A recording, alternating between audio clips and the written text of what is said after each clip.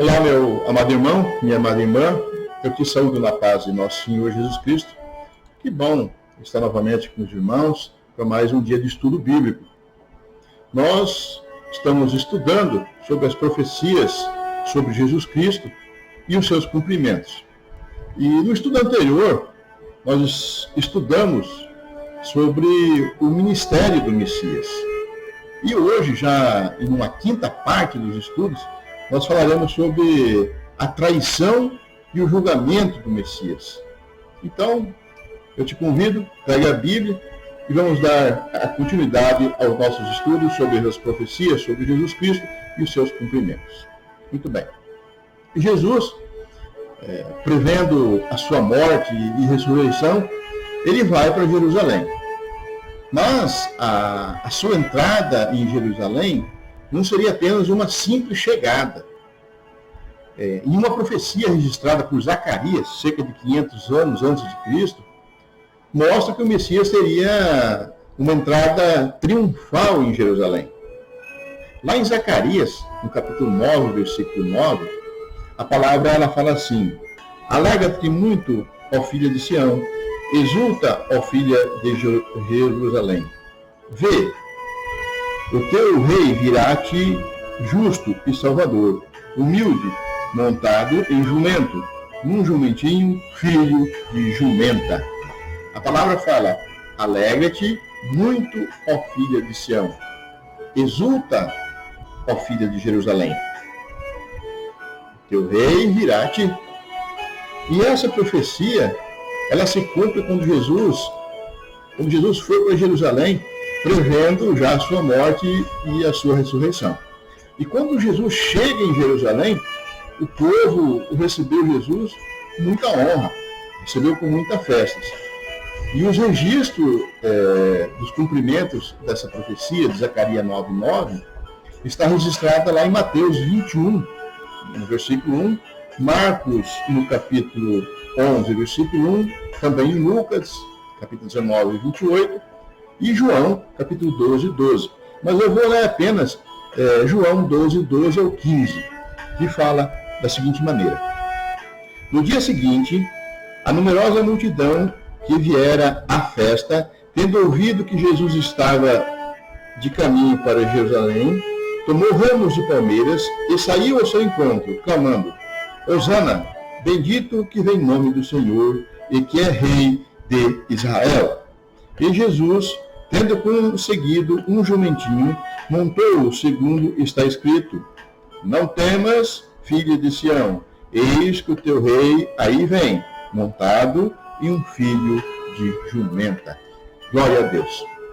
Então, cumpre-se dessa maneira mais uma profecia das antigas Escrituras, na pessoa do nosso Senhor Jesus Cristo. Profecia que o Messias teria e teve uma entrada triunfal na cidade de Jerusalém. Mas a ida de Jesus a Jerusalém tinha um propósito. Jesus seria o sacrifício para o perdão dos nossos pecados, conforme os planos da salvação de Deus. E para isso, o Messias seria traído por um amigo.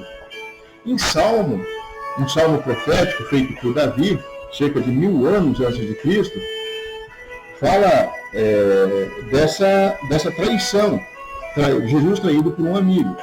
E o Salmo 41:9, que fala assim: Até meu próprio amigo íntimo, em que eu confiava, que comia do meu pão, levantou contra mim seu calcanhar. E Jesus, quando estava para ser traído, ele fala para os seus discípulos que o Filho do Homem vai, ai daquele por intermédio de quem o Filho do Homem está sendo traído. E Jesus foi traído por um que comia com ele, que comeu junto na Santa Ceia, na última Santa Ceia. E então Mateus, no capítulo 26, 23, durante essa última ceia, lá Jesus fala para seus discípulos: que mete comigo a mão no prato, esse me trairá. E logo em frente, no versículo 25, Judas então pergunta para Jesus: acaso sou eu, mestre? E Jesus respondeu: tu o que dizes. E os registros do cumprimento da traição desse salmo profético estão lá em Marcos 14, 43, Mateus 26, 14 e Marcos 14, 10. E eu vou ler apenas Marcos 14, 10. A palavra fala assim: então Judas Iscariotes, um dos 12, foi ter com os principais sacerdotes para lhes entregar Jesus. Mateus, ele conta no capítulo 26, 14, do 14 ao 16, que Judas Iscariotes traiu Jesus por 30 moedas de pratas. E Marcos, no capítulo 14, versículo 43 em diante, ele fala que Judas traiu Jesus e apontando quem era Jesus no meio daquela escuridão, com um beijo. Ele beijou Jesus. Muito bem. O assunto do estudo de hoje é sobre a traição e o julgamento do Messias. Então, a próxima profecia que nós falaremos é que o Messias seria vendido por 30 moedas de prata. E é uma profecia feita há 520 anos antes de Cristo. E essa profecia está contida dentro de uma parábola, a parábola do bom pastor, escrita lá por Zacarias. Em Zacarias, no capítulo 11, versículo 12, na segunda parte do versículo, está registrado assim: pesaram, pois, o seu salário 30 moedas de pratas. E o cumprimento da profecia, que o Messias seria vendido por 30 moedas de prata, foi quando Judas tenta se vender, vendeu o seu falso testemunho aos sacerdotes. E em Mateus 26, 15, então Judas fala: o que me darão se eu entregar a vocês? E eles fixaram o preço, 30 moedas de prata. E mais em frente, em Mateus 27, do 3 ao 10, está registrado que quando Judas viu que Jesus foi condenado, então ele ficou tomado de remorso e tentou devolver aquelas 30 moedas. Mas os sacerdotes não aceitaram. Então Judas, ele jogou aquele dinheiro dentro do templo e foi se enforcar. E a palavra fala que os sacerdotes, então, compraram com aquele dinheiro um campo do oleiro para um cemitério de estrangeiros. Então, cumpre-se uma outra profecia de Zacarias, dizendo que aquelas 30 moedas seriam lançadas no templo para comprar o campo de oleiro. E os escritos sobre essa profecia do campo de oleiro está em Zacarias 11, 13. A palavra fala assim: lance isto ao oleiro, o ótimo preço pelo qual me avaliaram. Por isso tomei as 30 moedas de prata e as atirei ao templo do Senhor para o oleiro. Glória a Deus.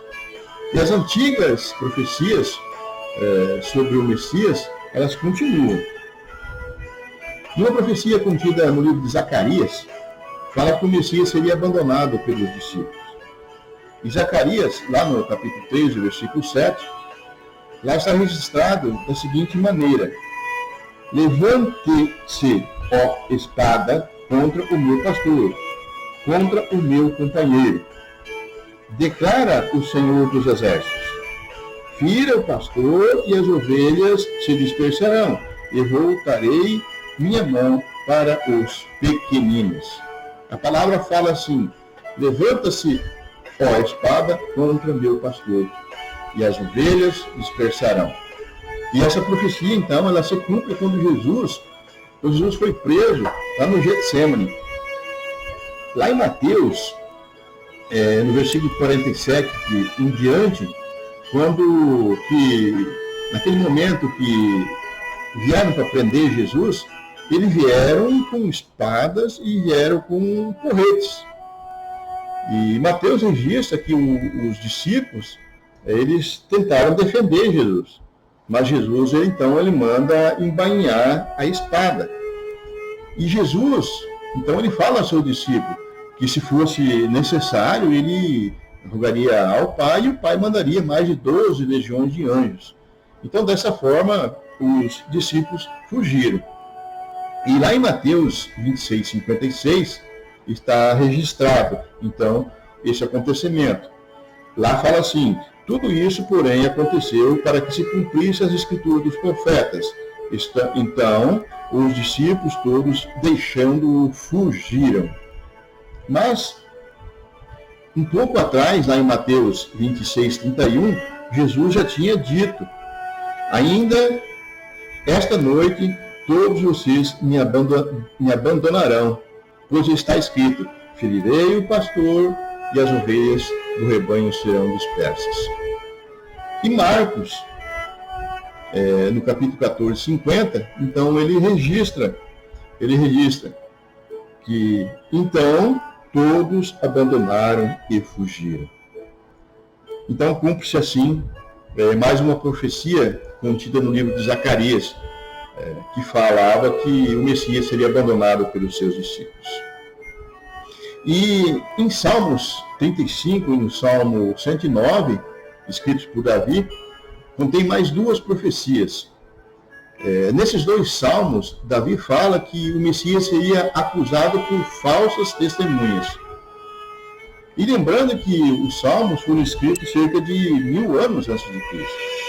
No Salmo 35, 11, está registrado assim: levanta-se iníquas testemunhas e questionam-se sobre as coisas que eu não sei.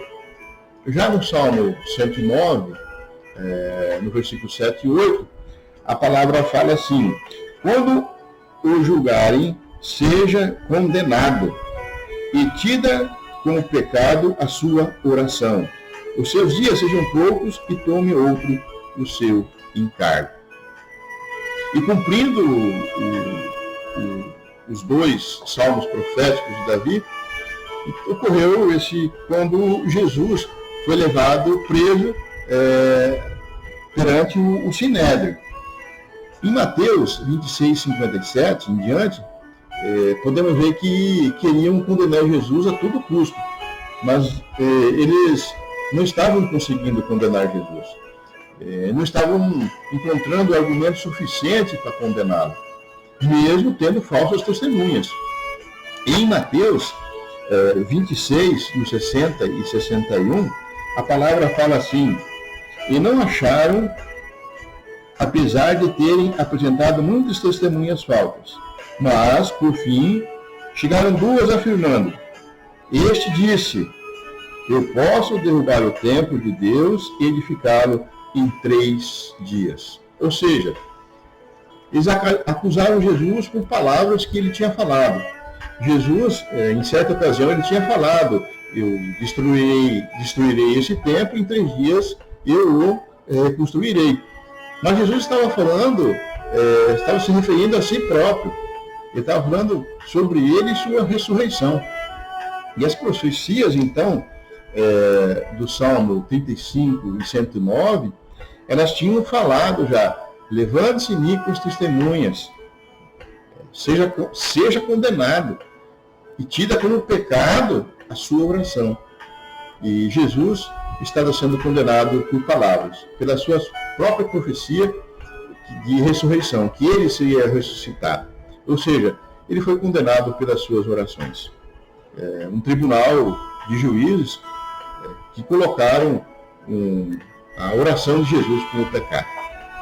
E apenas para melhorar o nosso entendimento, eu falei sobre Sinédrio. E Sinédrio era uma associação com 20 a 23 juízes da lei judaica. Seria uma assembleia de juízes judeus que construía a corte e o legislativo supremo da antiga Israel. Então, Jesus estava sendo condenado com testemunhas falsas por orações que ele tinha feito. Então, cumpre-se assim a profecia que o Messias seria acusado por falsas testemunhas. E prosseguindo nos estudos das profecias, essas profecias sobre Jesus Cristo e seus cumprimentos. Então agora nós veremos duas profecias. E as profecias eram que o Messias permanecia em silêncio quando seria acusado. É uma profecia feita há 700 anos antes de Cristo por Isaías, e uma outra feita há 1000 anos antes de Cristo, que contém o Salmo de Davi. Lá em Isaías 53, Isaías fala sobre o sofrimento vicário do servo do Senhor. E no versículo 7, Isaías fala assim: ele foi oprimido e humilhado, mas não abriu a sua boca, como o cordeiro foi levado ao matadouro, e como a ovelha muda perante o seu tosqueador, ele não abriu a sua boca. Mas antes de Isaías registrar essa profecia, em Salmo 38, do 13 ao 14, também tem palavras proféticas sobre o silêncio durante as acusações. E eu vou iniciar lendo o versículo 12, Salmo 38. Fala assim: armam cilada contra mim os que tramam tirar minha vida. Os que me procuram fazer o mal dizem coisas perniciosas e imaginam engano todo o dia. Mas eu, como surdo, não ouço, e, qual mudo, não abro a boca. Sou, com efeito, como quem não ouve, e cujos lábios não há réplica. Ele fala, cujos lábios não há réplica, não tem resposta. Isaías tinha profetizado. Ele foi oprimido, humilhado, mas não abriu a sua boca. E essas profecias, então, elas se cumprem quando Jesus está perante o Sinédrio e também perante Pilatos, que era o governador. E Mateus, lá no capítulo 27, no versículo 12 ao 14, ele registra o silêncio do Messias perante aqueles questionamentos do governador. E lá fala assim: e sendo acusado pelos principais sacerdotes e pelos anciões, nada respondeu. Então lhe perguntou Pilatos: não houve quantas acusações te fazem? Jesus não respondeu uma palavra, vindo com isso admirar-se grandemente o governador. E voltando então um pouco atrás, em Mateus 26, 62 e 63, o sumo sacerdote pergunta para Jesus: você não vai responder a acusação que estes se fazem? Mas Jesus permaneceu em silêncio. O sumo sacerdote lhe disse: exijo que você jure pelo Deus vivo. Se você é o Cristo, o Filho de Deus, diga-nos misericórdia. Exijo que você jure pelo Deus vivo. Exijo que você jure. Queriam colocar palavras na boca de Jesus. E Jesus respondeu: tu que dizes. Então, cumprindo-se assim as profecias que o Messias permaneceria em silêncio quando estava sendo acusado. E Mateus registra que após esse julgamento, levaram Jesus para o pretório para ser punido. E apenas, para nosso conhecimento, o pretório era a casa oficial do governador. Mas essa punição estipulada ao Messias também já era uma profecia. E a profecia era que o Messias seria açoitado e ferido. E uma profecia registrada no livro de Isaías, cerca de 700 anos antes de Cristo, lá em Isaías 53:3, a palavra fala assim: mas ele foi transpassado pelas nossas transgressões e moído pelas nossas iniquidades. O castigo que nos traz a paz estava sobre ele, e pelas pisaduras fomos sarados. E a profecia, então, ela se cumpre a partir que levam Jesus para o pretório.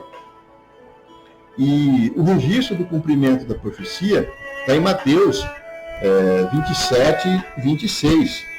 A palavra lá fala assim: então Pilatos lhe soltou Barrabás, e após haver açoitado Jesus, entregou-o para ser crucificado. Misericórdia. Mas damos glórias a Deus. Mas Isaías, ele continua as suas profecias. E uma delas é que o Messias seria golpeado e cuspido. Está em Isaías 56. Lá em Isaías 56 a palavra fala assim: as minhas costas dei aos que me feriam, as minhas faces aos que me arrancaram os cabelos. Não escondi a minha face dos que me afrontavam e me cuspiam.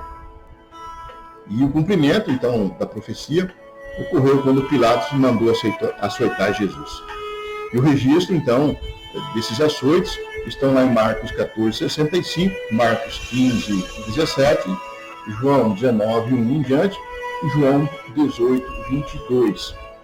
Marcos, no capítulo 14, versículo 65, ele registra da seguinte maneira: então, alguns começaram a cuspir nele, a cobrir-lhe o rosto, a dar-lhe muros e a dizer-lhe: profetiza. E os guardas o levaram e davam-lhe bofetadas. E logo em frente, no capítulo 15, no versículo 17, Marcos fala que colocaram uma coroa de espinho na cabeça de Jesus. Então, cumprindo-se assim mais uma profecia sobre o sofrimento do Messias. E quase já finalizando os estudos de hoje, vamos ver apenas mais dois assuntos, duas profecias. Uma que o Messias seria escarnecido e outra que o Messias seria odiado sem motivo. E essas profecias estão contidas em Salmo, nos Salmos de Davi. Bem, no Salmo 22, que Davi escreve, existe uma parte profética. Lá no versículo 7 e no 8, a palavra fala assim: todos os que me veem zombam de mim, afrouxam os lábios e meneiam a cabeça. Confiou no Senhor, livre-o ele, salve-o, pois nele tem prazer. A palavra fala: zombaram de mim, meneiam a cabeça, chacoalham a cabeça. Eles diziam: confiou no Senhor, livre-o ele, salve-o, pois nele tem prazer. E no Novo Testamento, na Nova Aliança, os evangelistas Mateus e João então registram o cumprimento dessa profecia. E vou ler apenas Mateus. Está em Mateus 27, 39 ao 43, que fala assim: os que iam passando blasfemavam dele, meneando a cabeça e dizendo: ó, tu que destrói o santuário, em 3 dias o reedificas. Salva-te a ti mesmo, se é filho de Deus, e desce da cruz. De igual modo, os principais sacerdotes, com os escribas e anciões, escarnecendo, diziam: salvou os outros, a si mesmo não pode salvar-se. É rei de Israel, desça da cruz, e creremos nele. Confiou em Deus, pois venha livrá-lo agora, se de fato lhe quer bem, porque disse: sou filho de Deus. Blasfemavam e zombavam e meneavam a cabeça, cumprindo-se assim os escritos proféticos de Davi, que diziam que o Messias seria escarnecido. E a segunda e última profecia do estudo de hoje é Davi falando que o Messias seria odiado sem motivo. Está registrado no Salmo 69 e também no Salmo 35. Lá no Salmo 69, no versículo 4, a palavra fala: aquele que me odeiam sem causa são mais do que os cabelos da minha cabeça. Aqueles que procuram destruir-me, que me atacam com mentiras, são poderosos. Tenho que resistir o que não furtei. E no Salmo 35, 19, a palavra fala: não se alegram de mim os meus inimigos gratuitos, não pisquem os olhos o que sem causa me odeiam. O salmista fala: me atacam com mentiras, sem causa me odeiam. Ou seja, foi odiado sem motivo. E João nos mostra o cumprimento dessas profecias, as profecias de Davi. Ele mostra lá em João 15, 23, Jesus, ele fala: aquele que me odeia, odeia também o meu Pai. Se eu não tivesse feito entre eles tais obras, quais nenhumas outro fez, pecado não teriam. Mas agora viram e odiaram a mim e ao meu Pai. Mas é para que se cumpra a palavra que está escrito na sua lei. Odiaram-me sem motivo. Cumprindo-se assim, no Cristo, as palavras do salmista. Glória a Deus. Amados irmãos, estamos estudando as profecias sobre Jesus Cristo e os seus cumprimentos. E para hoje nós vamos ficar por aqui. No estudo anterior, nós estudamos sobre o ministério do Messias. Hoje nós vimos sobre a traição e o julgamento do Messias. E na próxima oportunidade, no próximo estudo, nós veremos mais especificamente sobre o sofrimento do Messias. Amados irmãos, eu quero te agradecer a você que esteve até esse momento comigo nos estudos. E eu conceituo cada vez mais a você estudar a Santa Palavra, para que você possa viver dentro da Santa Palavra. Quando você seja argumentado por alguém em cima da Santa Palavra, você tenha conhecimento para falar com propriedade a palavra de Deus. Eu quero pedir a Deus a proteção para você, as bênçãos para você, para o seu lar. Pai amado, Pai santo maravilhoso, neste momento, Senhor Deus, aonde essa pessoa estiver comigo, estudando a Tua Santa Palavra, Senhor Deus, dê sabedoria a ele, para que ele possa cada vez mais viver dentro da Tua Santa Palavra. Dê dignidade a ele, a família dele, que ele possa vivenciar cada vez mais, Senhor Deus, nos propósitos, Senhor Deus, nos propósitos do reino de Deus. Pai, abençoe a cada um onde estiverem, em nome de Jesus. E que a graça do nosso Senhor Jesus Cristo, o amor de Deus e a comunhão do Espírito Santo esteja convosco. Um abraço a todos e até a próxima oportunidade.